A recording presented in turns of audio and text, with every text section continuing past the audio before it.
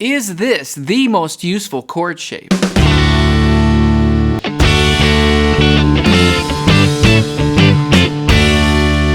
Whenever we were all taught how to move up the fretboard with chords, we were always shown the A shape and how that becomes a bar chord. And we were shown the E shape and how that becomes a bar chord. And that does make sense because those are the most common bar chords. But for some reason, we're rarely taught how to move the D chord shape up the fretboard because it does move up the fretboard.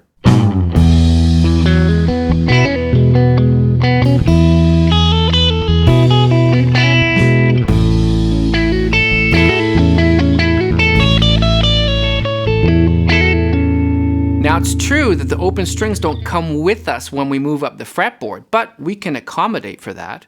What if we use this D/F sharp chord shape? If you've ever played Stairway to Heaven, you'll know that chord shape. It's in there, it's not right at the beginning, but you know it when it goes up, but we're not allowed to play that song, right? Actually, this studio here, we are very pro Stairway, but unfortunately YouTube is not. So you'll have to check that out and you'll see that a few chords in, you'll get D/F sharp. It's there. And what that does for us, it means that now we have 4-string D shape, a 4-string D shape covering the top 4 strings that can be moved up the fretboard wherever we need, like this. So what's the big deal with this D chord shape? Well, we want to be able to use chords that use the higher strings, not always these ones down here, right? We want to be able to play up here or wherever, because what if we want to throw in a chord in the middle of a solo? We can do that with these chords. Or what if we wanted to play something funky? We want those funky chords to be on the higher strings. That's what's going to give us that cool sound.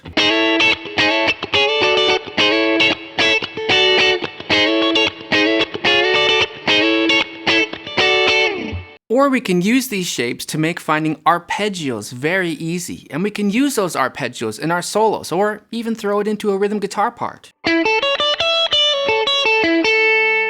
Being able to play those arpeggios quickly is so useful because it allows us to find those chord tones that we want to highlight in our solos. Or what about just using these chord shapes to find easy ways to connect to major pentatonic? In fact, it's right there in the major pentatonic shape. That seems like a lot of reasons to get good at this chord shape. So let's just take this good old-fashioned cowboy D, as we call it, and move it up 2 frets. If we move it up 2 frets, what do we get? Well, we get D becomes D sharp becomes E. That's useful because E is a really good key. It's a really common key in guitar music, right? So there we go. There's an E chord. And if we think of that Stairway to Heaven version of the chord, the inversion, we can use that here too. It's just the same shape moved up. So we can easily use that chord just by connecting it to a lick. Let's try something like this. And let's connect it to the major pentatonic because that's really where this chord is coming from, right? It's a major chord, so its natural scale would be the major key, or more importantly for us, the major pentatonic scale. What would the major pentatonic scale be right there when I'm holding this Stairway version of this E chord? It would be this one right here. My root is under my pinky, right? My first finger pinky rule would tell me that if that's my root under my pinky on the A string, then I have to play shape 4, funny B string shape. And that scale is this.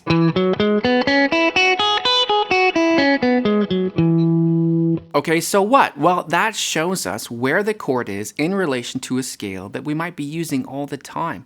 And when we can see the chords connected to the scales, that means when we're using one, we see the other. When we see the scale, we see the chord. And when we see the chord, we see the scale, and so they're always there for us. Whenever we see them, we can play them.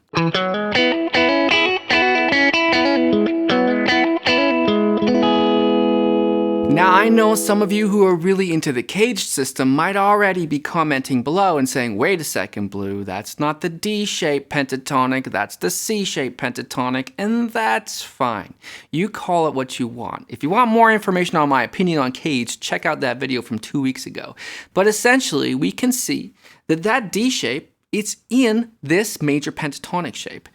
I mean, yeah, it's also connected to the one below, but whatever. It's there. We can see it belongs as part of this C-shaped major pentatonic, if you want to call it that. So we know how to play the chord. We can play a lick and then play the chord, and we can see it connected to the major pentatonic. Let's do the fourth thing and play an arpeggio. And like I said, arpeggios are so important because they help us to find chord tones that we can pull out in our solos. And we can see them instantly if we visualize the chord shape. And this chord shape is perfect for arpeggios. It's right there in that major pentatonic scale shape. And that chord shape gives us the arpeggio shape. It's so easy. Let's play the arpeggio up, and then I'll play a lick and descend. That's how I like to use arpeggios. I like to start with them and then turn it into a lick.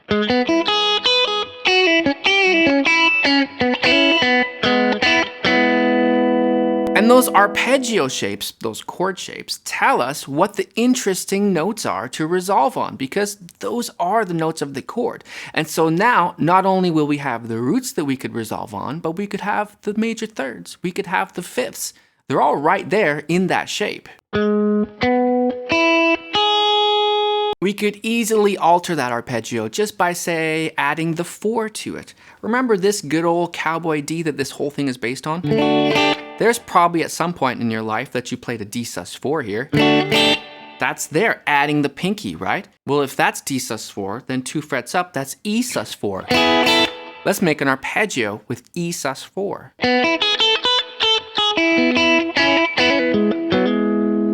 The guitar becomes so much easier when we think of it this way, right? We have to think of shapes. Now, we need to know what the shapes mean in order to use them correctly. Otherwise, you're just memorizing a lick in one place in one key, and that's not as useful. We want to be able to use these licks and these ideas in any key, in any song, at any moment. So that means we do need to know how to move it. And how do we move this chord? Well, we did say that if we took this simple cowboy D and moved it up 2 frets, it would be an E chord, sure. But we need to know an A chord right when we need it. We need to know a G chord right when we need it. And so how do we do that? Well, there's 3 different ways you could do it. There's the hard way, which is memorizing that the root of this chord is actually in the middle of the triangle there. That guy is the root. But if we're going to use that as a method to find the chord up the fretboard, you're going to have to be really good at knowing the notes on the B string, right? Because that's the note that's going to move up. You're going to need to know that's an F chord, that's a G chord, that's an A chord. And that's a good method, but it's a lot harder. And there's an easier way, and that is that you can just use the root on the A string. What do I mean by that? We're not even playing the A string. Let's say we needed a G chord in this shape. And so what we could do is just find a G on the A string. There's one there at the 10th fret.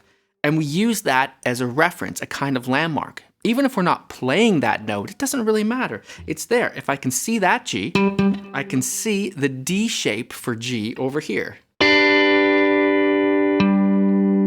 And maybe that's a long way around it, but you know what? It actually works. I have a lot of students here who use that method, and they are very fast at it. You wouldn't even know that they're using that roundabout method.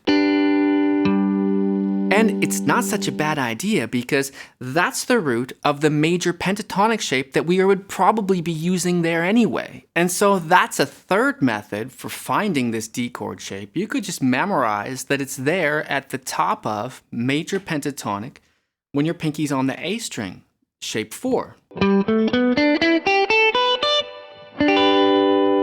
And now that you know how to move it, you could combine all these things over different chords. You could play a lick over an E chord, a G chord, an A chord, whatever the current song required. So let's move from an E chord to an A chord. That would be 1 to 4 in the key of E.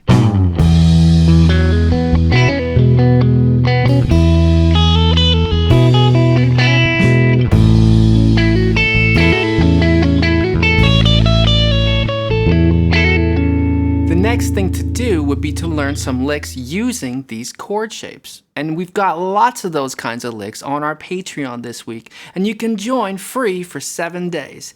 I've also got this video you can check out from my channel. My name is Blue Morris, and I teach guitar lessons right here in Vancouver, and I'll see you in the next one.